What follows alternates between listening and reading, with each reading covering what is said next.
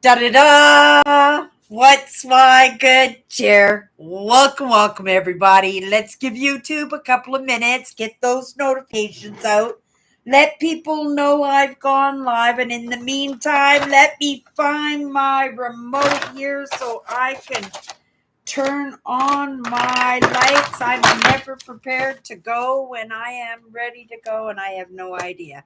So we're going to do it. This is the lighting that you get for tonight. I will be sure to make sure that I have things ready to go tomorrow. Oh my goodness, these kind of things just drive me a little bit crazy sometimes. Everything has its place in my house for that exact reason, that when I'm looking for it, that I know exactly where it is. I lost a box of uh, Kleenex tissue. I lost it for a week. It drove me bonkers. At the end of the week, I actually found it under my desk behind this little shelf that I have sitting here. And I'm just like, and I tore through my house a few times looking for it. It's a box of Kleenex. Cost like $1.50. So inexpensive. And let's sometimes, because of these little teeny weeny things in our lives, we can drive ourselves absolutely crazy. I think for most part we do it because we don't have anything better to do, right? And that's a pretty sad thing, that for $1.50 a box of Kleenex, that we're ready to, I don't know, put a whole day's work behind, possibly call off a dinner date, possibly because you're looking for a box of tissue. I don't know. I felt like I was doing that a few times. And sometimes I get a little wired that way. You know what I mean? Because I'm looking to find the evidence in my life, right? And if I can't even find a box of Kleenex, what else am I missing that I'm not noticing? So these are a little bit of these traits that we pick up along the way, that little bit of unsureness that we have. And sometimes, again, we can compulse on things that really, really, really, truly don't matter. And we do that lots of times for something to do, right? Because we don't have anything more important in the moment, or maybe we do have something more important in the moment. But like me, we distract ourselves, right? Purposely, because we have to step in to the unknown. We have to step into something that's uncomfortable. I do it all the time. Guilty. But you know what? See the smile on my face when I said that guilty? It's in the recognition that I do it. And it's in that attempt to do a little bit better by myself constantly. I will find that remote control, right? But at the same time, it's not a big deal. It's just a remote control. And you guys could see me. And if you guys couldn't see me, I would just turn on another light in an attempt to alleviate my agitation. Because that's all that it is. It's just in a agitation of something that we have to expand with, that our curious compulsive mind, sometimes we get hooked into these things. We have to learn just to kind of brush it off, let it go, right? Understanding probably we won't be able to let it go because we have compulsive hypervigilant natures, right? These are the highly sensitives. These are the empaths. These are trauma responses. These are things going back, if you're my age, decades, like from when we were little kids. Lots of people, they look out at the world and they go, "Oh, the world's going apart. It's just falling apart, and the kids are just useless. All they want to do is be on their phone and play video games."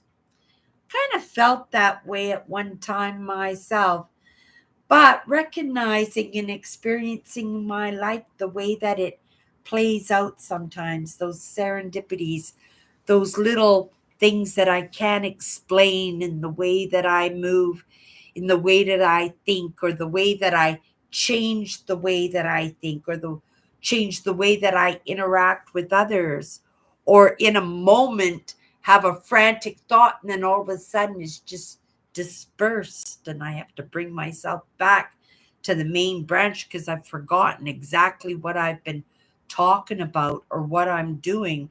And it's got nothing to do with Alzheimer's or getting old and losing your memory.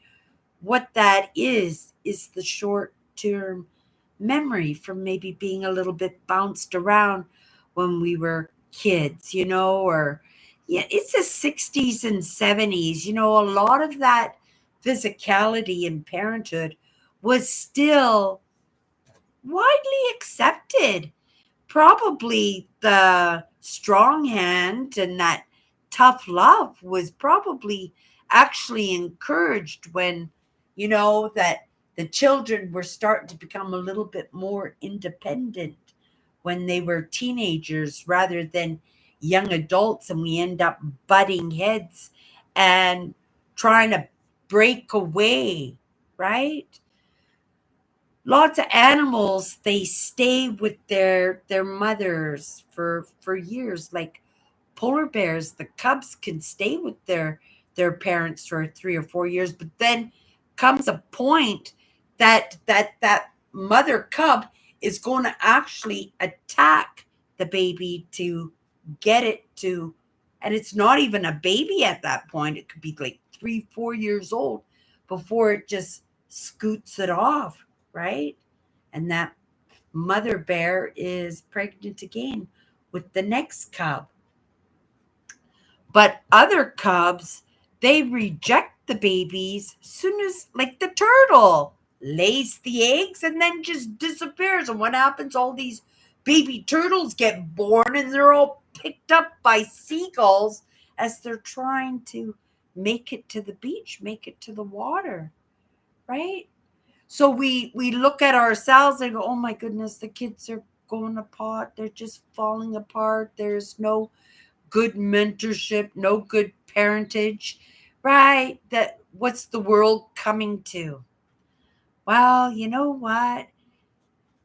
You got to look back a little bit, and not sometimes even into our own childhood. Sometimes we have to look back to to the way our parents grew up and the way our grandparents grew up, or even if you like history, go back 500 years and see how parents took care of their kids, how parents raised their children, right? Learn about how we thought about epigenetics and all standing in a row. And right, we talked a little bit about this last week, how we can all fall in fall into line and just be carbon copies of the person that's standing in front of you.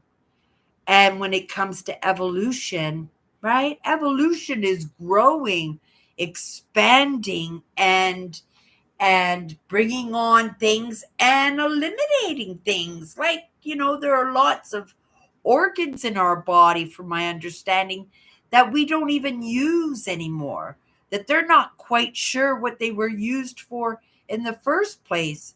But because we evolved, that we don't need them anymore. And eventually they will disappear. Just like at one point, we were in the ocean. We had gills. We finally crawled to land, and over millennia, thousands, millions of years, we evolved into mammals, just mammals. We weren't even mammals. We were like part dinosaur, part fish, and part something new. And that's always the way it is when it comes to evolution. It's always something new. I think we're doing very, very good just in the fact that, we're waking up to a lot of crazy town ideas. And they're not just ideas, they're revelations, they're truths and new beliefs, and they're compounded, right? And it's because we have never come into contact with some of these ideas and experiences and way of living and way of thinking, right? Ever. And we have an opportunity now to right, do better by ourselves because we're bringing on new information, and it's going to be in our choices, and some people are going to fall off to the wayside in that, right? My mother was one of those people. Couldn't even give her a remote control for a TV. She had her way. She would get up, walk to the TV, and change the TV manually because that's how what she thought of technology. It drove her bonkers. It was just too too much. And there are a lot of people still out there, over COVID. We were talking about COVID this week, but over COVID, a lot of senior citizens and a lot of parents and grandparents came online, and they had to learn a little bit of the digital. They learned how to do this so that they could talk to their kids and interact with their grandkids. So they were pulled into the digital age, they were pulled into the AI. Just like I feel, I've been in it since the beginning in little ways, right? It took me a while. And, I'm still not technically inclined, but I allow myself to be pulled into it because, right, I believe that it's possible and it is necessary. And because of the serendipities and the little things that we don't quite get, don't quite understand, that we can see, like, what's going on here. And the miracle of being able to talk to our grandkids and to talk to our children when the whole world is shut down. I live in Manitoba, Canada. And in the late 1800s, early 1900s, we were settling this country. There were a lot of countries, European countries, that settled here. But one culture in particular, the Ukrainians, they were being persecuted, and just like they are now. And they came here, they immigrated here to get away from what was going on in their own homeland, in their own country, and they started up new lives here. But they left family and friends in the Ukraine. In the late 1800s, we did not have this digital age, right? We did not have telephones and, right, internet and, right. It took months and months to get word from back home to see how family was doing. Things have changed now. We on the digital age, if we allow ourselves to be pulled into it, can offer up conveniences, comforts, and a little bit of understanding if we're willing, right? Because my mother wasn't really willing. And maybe she might have been pulled into it, but she was a stubborn bird, right? And you would have been in for a battle into getting her to be pulled into something that she was not even interested in any way. And in fact, She was pretty angry about it. Funny though, because when the Nintendo games came out, I think it was in the very early late very early 80s or late 90s when they came out.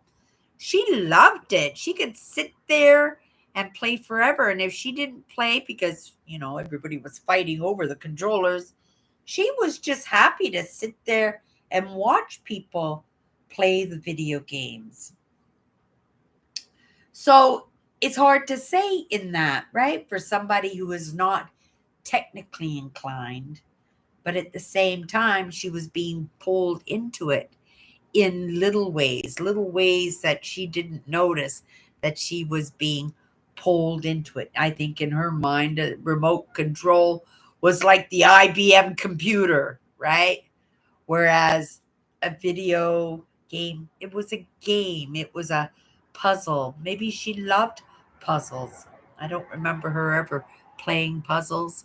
I didn't take much interest in my mother, to tell you the truth. I spent a lot of time avoiding her growing up. And, you know, I did make attempts in trying to get close and to trying to get a little bit of guidance and a little bit of consideration. But, right, sometimes you give up on yourself when other people give up on you, and that's, I guess, how I felt on that, right? So, you know when I delve back, and I do a lot of that in the work that I do. I go back into my past experiences with my mother, because those were a lot of the difficulties lay in that. And I work on trying to understand. I work on the forgiveness part of it. I work on the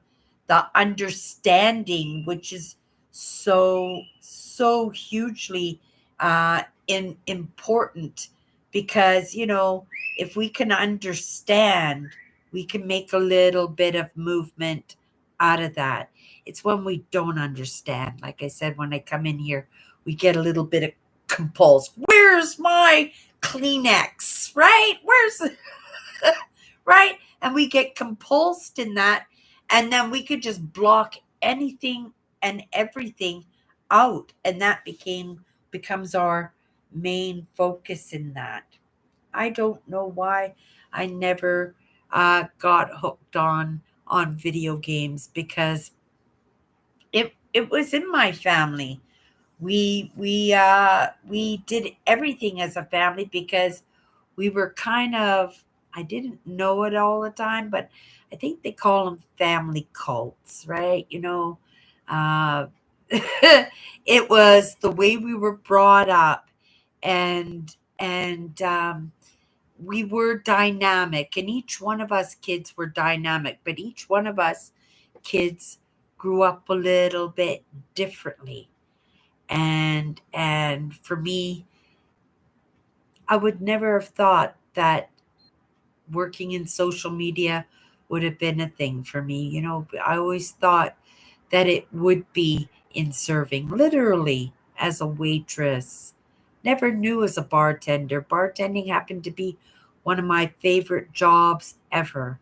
But it is in those experiences and trying new things that we get to discover what we're good at, right? The things that we like to do.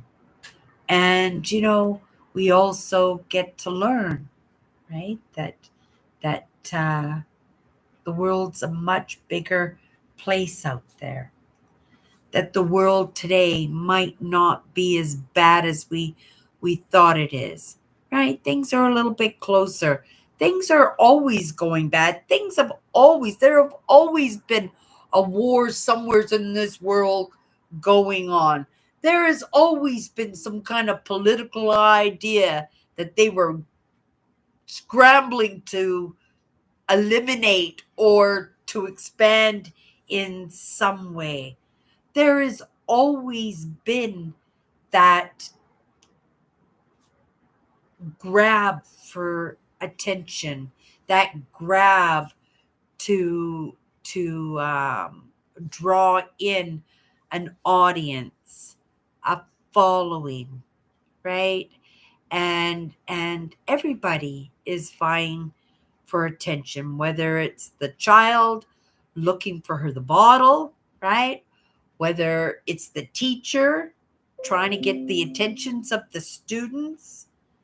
It could be so many different things. Don't even get me started on the Met Gala, right? Don't get me started on all these big dynamic, I use dynamic lots, like exuberant, right? Out there characters stirring the pot, right?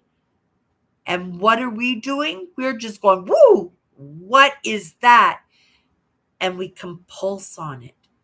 And that's the thing, right? That when we are not busy in what we're doing in that little bit of movement forward, because it only has to be a little bit of movement forward, because that movement forward is just movement forward. Everybody thinks they need to go 100 miles an hour and that they have to follow out somebody else's dictation and fall into line, right?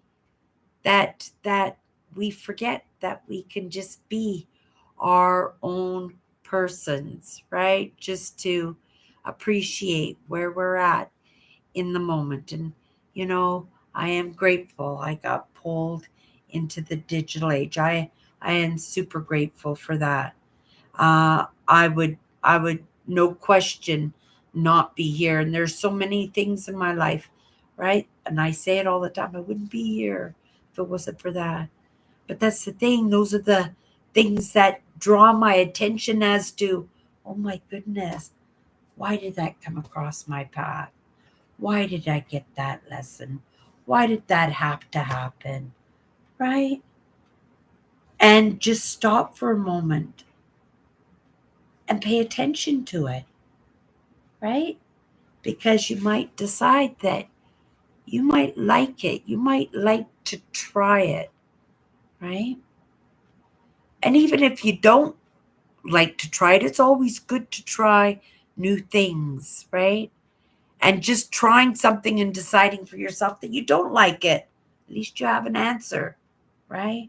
Unlike my mother, she wouldn't even try the remote control for the TV. She wouldn't even give it a chance, right? She wasn't going to have none of that.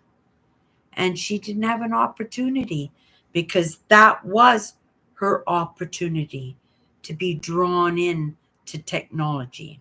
We're going back a ways, okay? Remote control. We've gone a little bit further than that. But can you imagine? It's only been like 20, 30 years maximum since all of this has been going on. And look how far we've come. I was just saying this also yesterday, and I was incorrect. It's every 2 years. It's not every 1 year. Every 2 years, we are doubling the knowledge that we have picked up from the moment of our existence to this point. Every 2 years. 2 years from now, everything we've learned up to now, plus the 2 years, it's going to double again. Isn't that crazy? We have to move with it, right?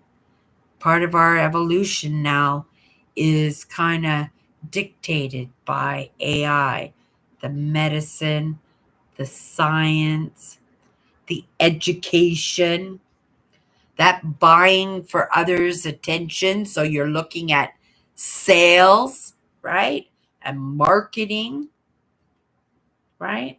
Just in that communication. And that's going to hurt us too because we are not physically, right? Me and you right now, we're not physically together, right? Mostly emotionally, we're connecting. We're connecting in the conversation and in the message. But these kids these days that are growing up on the video games, and this is my only problem about the video games, that they're going to have problems socially, right? In connecting with the opposite sex. It is a concern for me because it ties into my beliefs in evolution and what's going on, that we are in this stage of evolution, and unless we are willing to be pulled along, which makes me think the video games, it is technology. So maybe that's just a way of getting them through this in the sleep. But I worry, right? How they going to connect? How are we going to get babies and grandbabies going on when everybody is just living their lives online, right? And not actually in the physical world. I try to stay connected, but I find my world is getting a little bit smaller in its physicality, right? Meaning in that physical connection. And this has been going on for everybody, right? Since before COVID. It's just a way to start getting us used to that idea.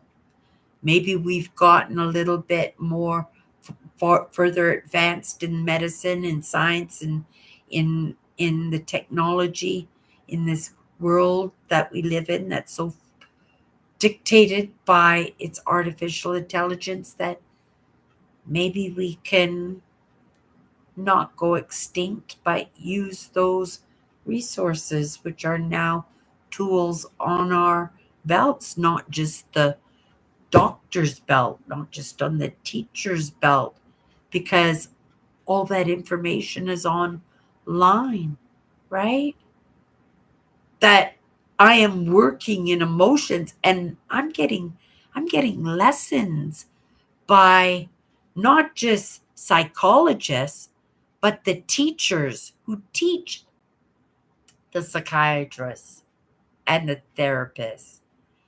And that would not have been an option for me not 10 years ago, right? Because there was YouTube and there was media going on, but it was all entertainment and I'm thinking the world, right? Those tragedies, because it's never good news. It's always the bad news that gets our attention, right?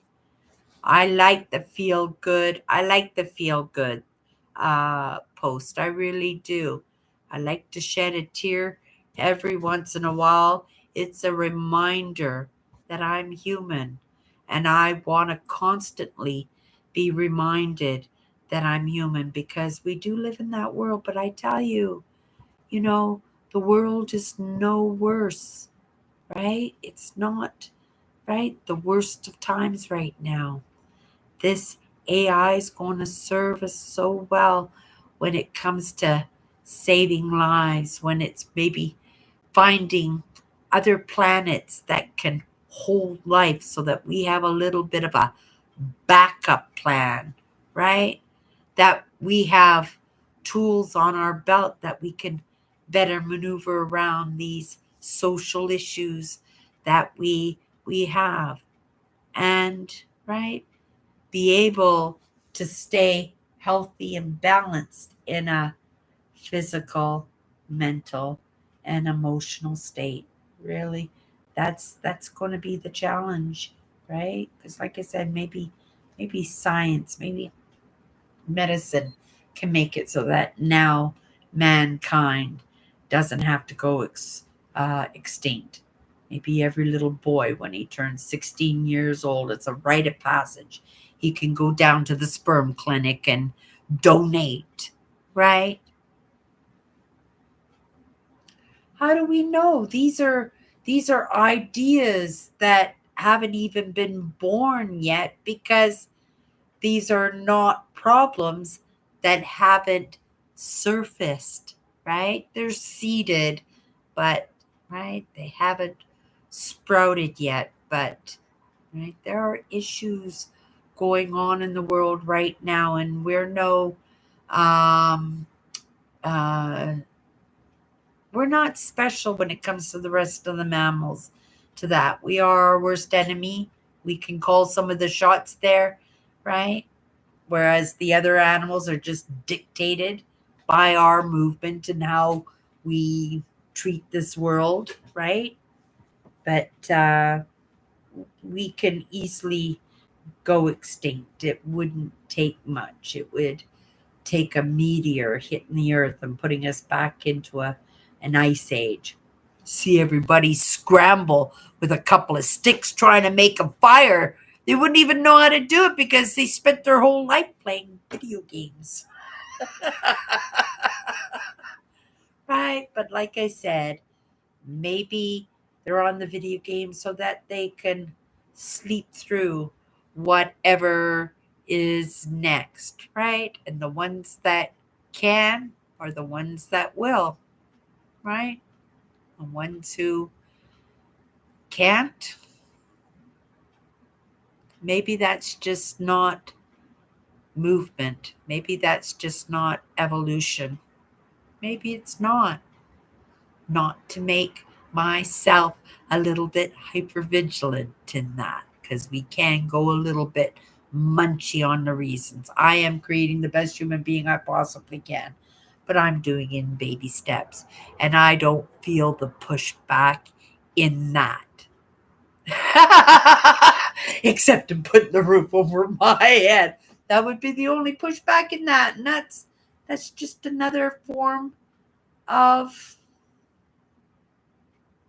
energy, right? You just keep moving. Just keep moving forward. Baby steps, baby steps. In the end, everything's going to work out the way that it works out. Okay, you guys, I'm going to make myself another cup of coffee because this one's cold now. I'm going to come back in, watch my live show for myself. Um,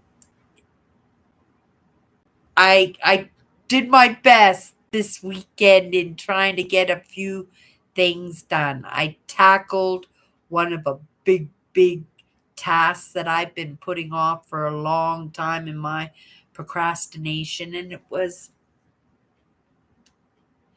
just a chore that I really didn't want to do. I have hundreds and hundreds of smalls, little ornaments, little animals. My version of Noah's Ark in a courier cabinet. And I had to take everything out and I had to dust everything and wash everything and then rearrange it and put it all back because every time I bought a new one, I just throw it in the case, right? I didn't even put it in a spot. It had to be rearranged. And you guys, you know what? I took pictures of it, all clean, ready, go, and I listed it. If I have any sand, go. Out the door it goes. And wouldn't I be happy for a couple $100, right? Because that's what I listed it. That's what I listed it for. And it takes a lot of space in my apartment, and I'll be able to move a dresser over, make a little bit more space, and I will be happy for that, right? I got a lot of enjoyment out of my case. I got a lot of enjoyment in collecting it, but, right, I got lots of little collections and we need to weed some of it out. You guys, I'm babbling now, so it's time to go. You guys have a great night, and I'll be back tomorrow.